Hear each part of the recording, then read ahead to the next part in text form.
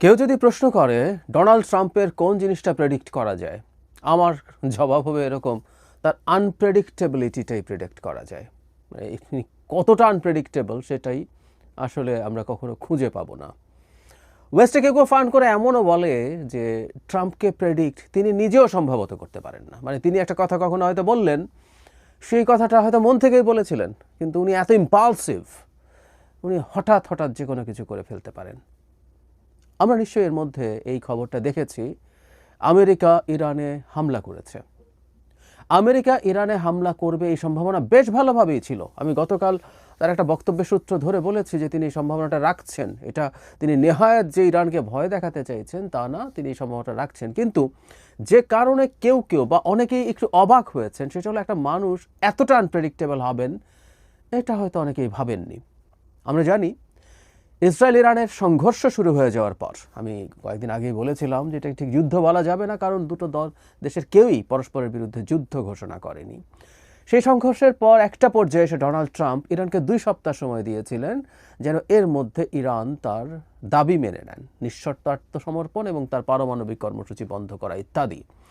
অনেকেই ভেবেছিলেন এই 2 সপ্তাহ তিনি সময় নিচ্ছেন, যে কোনো কারণেই হোক, একটা হতে পারে যে এর মধ্যে ইরানের উপরে চাপ তৈরি করবেন, নেগোশিয়েট করবেন, অথবা হামলার প্রস্তুতি নেবেন। হামলার জন্য কিছু মিলিটারি হার্ডওয়্যারের প্রস্তুতি প্রয়োজন হয়।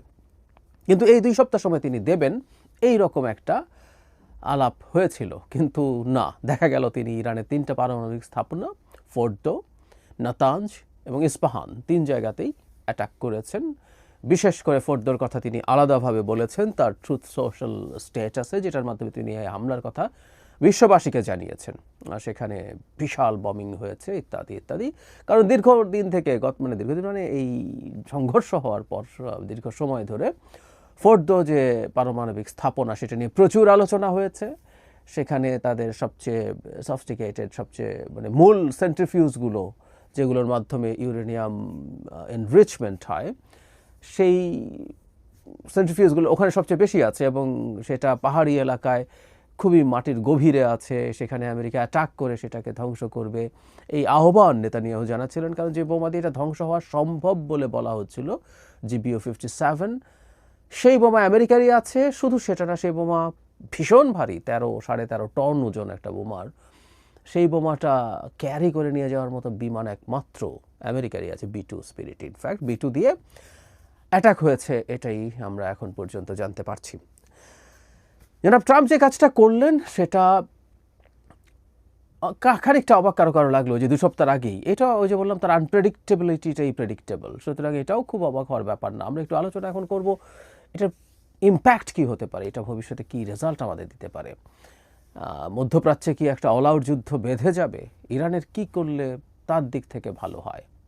সবার আগে আমরা একটু জানতে চাই কতটা ক্ষয়ক্ষতি হতে পারে। যেমন ধরুন, আমরা ফোর্দো নিয়ে এই কথা বলি, এখানে বাংকার ব্লাস্টার দিয়ে এটা ধ্বংস করা যাবে এই সম্ভাবনা খুব কম। GBU-57 পেনিট্রেটিং পাওয়ার যতটা, নাতাঞ্জে যে স্থাপনা আছে, ভূগর্ভস্থ স্থাপনা, সেটা আরও নিচে আছে বলেই পপুলারলি নোন। এগুলো প্রত্যেকটা আসলে ক্লাসিফাইড তথ্য, সবই ক্লাসিফাইড। এটা কত নিচে আছে সেটাও ক্লাসিফাইড, এমনকি GBU-57 যে তথ্য পাই যে এটির পেনিট্রেটিং পাওয়ার এতটা, এটাও আসলে ক্লাসিফাইড তথ্য। এগুলো অনেকগুলো বিভিন্ন সূত্র থেকে পাওয়া যায়। তো ইভেন এমন বলা হয়েছে যে একটা বোমা না, একটা বোমা মারা হলো, সেটার একটা ক্রেটার তৈরি হলো, সেখানে ঠিক একই পয়েন্টে আরেকটা, তাহলে সেটা আরও বেশি ভেতরে যাবে, তারপর আরেকটা, এরকম বেশ কয়েকটা হামলা করলে হয়তো নাতাঞ্জের ভূগর্ভস্থ জায়গা ধ্বংস করা যেত। যদিও ট্রাম্প দাবি করেছেন এটা ধ্বংস করা গেছে, পুরোপুরি ধ্বংস করা গেছে। আবার ইরানের দিক থেকে বলা হচ্ছে এখানে কিছুই হয় নাই, যেটা প্রবেশ পথে সামান্য কিছু এদিক সেদিক হয়েছে, কিন্তু মেজর কিছু হয় নাই। কিন্তু তার চাইতে জরুরি কথা, খুবই প্রেডিক্টেবল একটা হামলা এখানে হবে, এখানে বা অন্যান্য নিউক্লিয়ার যে সাইটস আছে সেখানে হবে, এটা তো ইরান জানে। তো কি হয়, আমরা যখন কখনো বাসা ছেড়ে চলে যাই, বাসায় তালা দিয়ে যাই, ঢাকা বা বিভিন্ন শহরে ডাকাতি হয়, আমরা ডাকাতি বলি কিন্তু এগুলো আসলে বার্গলারি, আমার ঘর ভেঙে ঢুকে জিনিসপত্র নিয়ে যায়। আমরা দামি জিনিসপত্র সামলে নেই, স্বর্ণ থাকলে সেটা নিয়ে যাই, সাথে কারো কাছে দিয়ে যাই, টাকা নিয়ে যাই। সো আমরা একটা রিস্ক খুবই কম থাকলেও সেটা অনুযায়ী আমরা সাধারণ মানুষের ব্যবস্থা নেই। কথাটা এই জন্য বললাম, যা করা হলো, ধরে নিলাম যে ফোর্দো পুরো ধ্বংস করে ফেলা গেছে, ইরান তার ফিসাইল ম্যাটেরিয়াল এখানে রাখার তো কোনো কারণ নেই। তার সেন্ট্রিফিউজের একটা বড় অংশ সেখান থেকে সরিয়ে ফেলার কথা। ইরানের সাথে ইসরায়েলের যখন সরাসরি আক্রমণই শুরু হলো, আমাদের মনে আছে নিশ্চয়ই সিরিয়াতে ইরানি কনসুলেটে হামলার পর পরস্পর ইসরায়েল পরস্পরকে হালকাভাবে খুব মিন করে খুব ধ্বংস করার জন্য অ্যাটাক করেনি, কিন্তু হামলা শুরু করেছে। সো তখন থেকেই ধারণা করা যায় তারা এই জিনিসগুলো সরিয়ে ফেলেছে। আর গত কিছুদিনে তো তারা বড় স্কেলে সেটা সরিয়ে ফেলার কথা। এটা খুবই সাধারণ কাণ্ডজ্ঞান। ইরানও তাই দাবি করছে যে তাদের জিনিসপত্র ওখানে নাই, তারা এগুলো সরিয়ে ফেলেছেন। ফলে আমেরিকার এই হামলাটা কি তাহলে শুধুমাত্র ফেস সেভিং? এবং আমি এটাও বলতে চাই, নিউক্লিয়ার যে স্থাপনা তার চাইতে একটা বড় মাথা ব্যথা এখন ইসরায়েল এবং আমেরিকার আছে। এটা সবচাইতে জরুরি ব্যাপার, আসবো সেই জায়গায়। এখন ইরান কি করতে পারে? ইরান শুরু থেকেই পাল্টা হুমকি দিচ্ছিল আমেরিকা যদি হামলা করে এটা মধ্যপ্রাচ্যে একটা ওয়াইড স্প্রেড যুদ্ধ শুরু করে দিতে পারে, কারণ ইরান আমেরিকার বিভিন্ন স্থাপনায় হামলা করবে। মধ্যপ্রাচ্যে আমেরিকার বহু জায়গায় আমেরিকার সামরিক ঘাঁটি আছে, সমুদ্রে আমেরিকার নৌবহর আছে, প্রত্যেক জায়গায় হামলা করবে এটা ইরান বলেছে। এবং এই যুদ্ধের পর এই আমেরিকার এই হামলার পর ইরানের যে প্রধান ধর্মীয় গুরু আয়াতুল্লাহ আলী খামেনি, ধর্মীয় গুরু বলছে, কিন্তু আসলে ডিফ্যাক্টো ইরানের প্রধান শাসক তিনি, তার উপদেষ্টা হামলার আহ্বান জানিয়েছেন। শুধু তাই না, আরেকটা আলোচনার ব্যাপার আছে, সেটা আলাদা ভিডিও করতে চাই। সেটা হচ্ছে হরমুজ প্রণালী, হরমুজ স্ট্রেইট, যেটা দিয়ে পৃথিবীর অয়েল ট্রান্সপোর্টের 1/3 মতো হয়, অয়েল অ্যান্ড গ্যাস। তো সেটা বন্ধ ইরান করে দেবে, সেরকম একটা ইরানের পক্ষে এটা সম্ভব। বন্ধ হচ্ছে এটার রুটটাকে এতটাই রিস্কি করে তোলা যাতে জাহাজ আর দিক দিয়ে না যায়। আমরা জানি কিছুদিন আগে হুতিদের সাথে সংকটের সময় বাবাল মানদেব যে স্ট্রেইটটা আছে সেটা দিয়ে তেল সরবরাহ বন্ধ হয়ে গিয়েছিল এবং জাহাজগুলোকে অনেক দীর্ঘ পথ ঘুরে ঘুরে আসতে হয়েছিল। সো একই রকম পদক্ষেপ ইরানের পক্ষে নেওয়া সম্ভব, কিন্তু এটা আবার খুব সহজও না। তার নানান ইস্যুতে নানান ক্যালকুলেশন, ইরান এটা করবে কিনা সেটা সময় বলবে। এখন ইরান রিটালিয়েট করবে কিনা সেটা হলো সবচেয়ে জরুরি প্রশ্ন। দুটো ইস্যু আছে। একটা হলো ইরান আমেরিকার এরকম একটা আক্রমণের পর সে আগে একটা হুমকি দিয়ে রেখেছে, সে যদি এখন পাল্টা কিছু না করে এটা ইরানের রাষ্ট্র হিসাবে তার প্রেস্টিজের সমস্যা করে। সে মধ্যপ্রাচ্যে একটা শক্তিশালী বা সবচেয়ে শক্তিশালী দেশ হতে চায়, সে একমাত্র বা প্রধান সুপার পাওয়ার হতে চেয়েছে। তার সাথে সৌদি আরবের সংকট আছে, ইসরায়েলের তো আছেই। সো সে বলার পরে এটা না করে থাকা তার জন্য কঠিন, সুতরাং সে কিছু করতে পারে। কিন্তু এটা করা মানেই হচ্ছে আরও আমেরিকান অ্যাটাক আমন্ত্রণ করা। ও যদি এবার চুপ করে থাকে তাতেও কি বন্ধ হবে? খুব সম্ভাবনা নেই, কারণ আমি বলছি অন্য একটা ফ্যাক্টর এখানে জড়িত হয়েছে। তাহলে আমরা এই জায়গাটা খেয়াল করি, ইরান যদি অ্যাটাক করে তাহলে আমেরিকা আরও পাল্টা আঘাত করার তার যুক্তি তৈরি হবে নিজের কাছে বা তার জনগণের কাছে, যে আমেরিকান অ্যাসেটস অ্যাটাক হচ্ছে ইরানকে দিয়ে এখন সরাসরি, সুতরাং আমরা রিটালিয়েট করব। ইরান আরও অনেক বেশি আক্রমণের শিকার হতে পারে। ফলে অ্যাপারেন্টলি এটা মনে হতে পারে ইরান যদি চুপ থাকে এখন যতটুকু হয়েছে, কারণ তার আসলে মেজর ক্ষয়ক্ষতি হয় নাই। যে 3টা স্থাপনায় তারা আক্রমণ করেছে আমেরিকা, সবগুলো যদি খুবই সাকসেসফুল হয়েও থাকে, ইরানের যে মূল জিনিস বাঁচানোর দরকার ছিল সেটা সে আগে সরিয়ে ফেলেছে। এটা একটু আগেই বললাম, তার পারমাণবিক প্রযুক্তির যা আছে, তার যা টেকনোলজিক্যাল হার্ডওয়্যার যেগুলো ওখানে রয়েছে সেগুলো সরিয়ে ফেলার কথা। সো এটা ভেবে ইরান যদি মনে করে যে আমি আর পাল্টা আক্রমণ করলাম না, so that I can avoid further American attacks, এটা ভাবতে পারে। এটা আমার কাছে মনে হয় it's not a bad option. কিন্তু ওই যে বললাম, ইরান এখন যুদ্ধ মোডে চলে গেছে। ইরানের এই যুদ্ধ ভাবটা প্রাথমিকভাবে মনে হচ্ছিল যে তাদের মধ্যে সমাজে কিন্তু মারাত্মক বিভক্তি আছে। আমি একদিন এটা নিয়ে কথা বলেছিলাম, সেটাকে উস্কে দেয় কিনা নেতানিয়াহু। ইনফ্যাক্ট এটাকে উস্কে দিয়ে ইরানের এই রেজিম পতনের কথা ভাবছিলেন অ্যাটাকের মাধ্যমে, কিন্তু অনেক ক্ষেত্রেই দেখা গেল জনগণের মধ্যে সলিডারিটি বেড়েছে, ইসরায়েলের বিরুদ্ধে জনগণ একাট্টা হয়ে উঠছেন। ফলে ইরান মনে হয় না এই মুহূর্তে খুব সরে আসবে এটা থেকে, এবং সে তার ক্যাপেবিলিটি দেখাতে পেরেছে।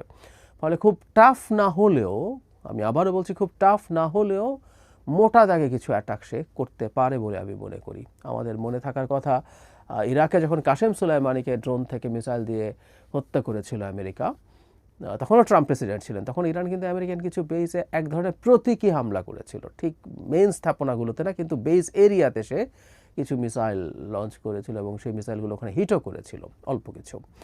সুতরাং তার ওই ক্যাপেবিলিটি আছে এবং এই ধরনের কোনো প্রতীকী ধরনের হামলাও ইরান করতে পারে। সেই ক্ষেত্রে হয়তো সে ভাবতে পারে যে আমেরিকা আবার মেজর কোনো অ্যাটাক নিয়ে তার সামনে আসছে না।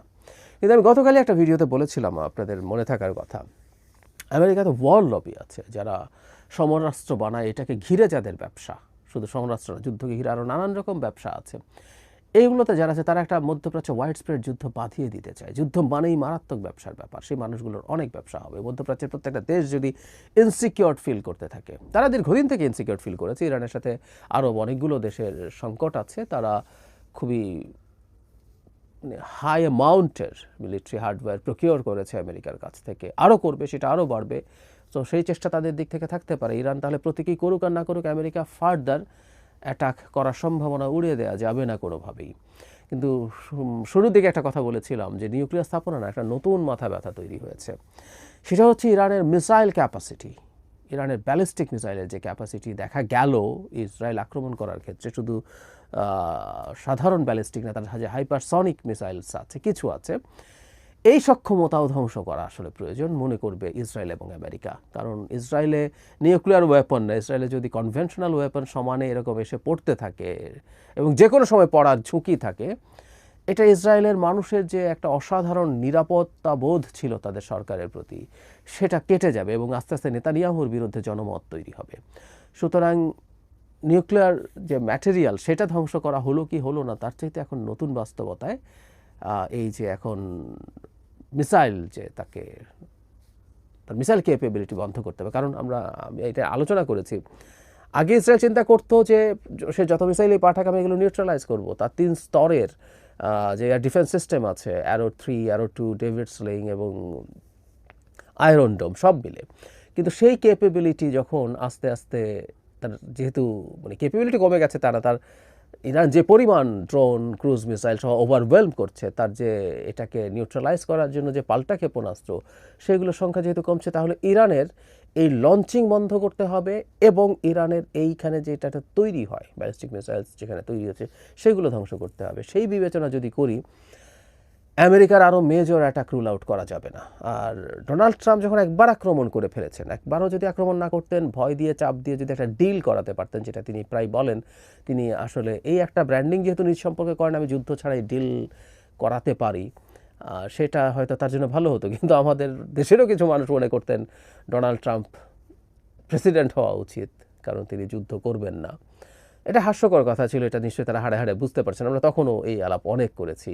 শুধু সেটা না, তিনি বেনিয়ামিন নেতানিয়াহুকে এমন বন্ধু বলছেন তার জাতির উদ্দেশ্যে ভাষণে, এরকম সম্পর্ক আগে কখনো কারো সাথে ছিল না। খানিকটা রাশিয়া যখন ইউক্রেন আক্রমণ করে, তখন চায়না শি উইদাউট লিমিটস যে বন্ধুত্বের কথা বলছেন, সেই ধরনের বন্ধুত্বের কথা বলছেন। সুতরাং বটম লাইন হচ্ছে, নেতানিয়াহু সফল হলেন। তিনি চেয়েছেন ট্রাম্পকে যুদ্ধে ডেকে আনার জন্য, টেনে আনার জন্য। সেটার জন্য অনেক কিছুই হতে পারতো, অনেক পথ তিনি করতে পারতেন, কিন্তু সেটা হয়ে গেল।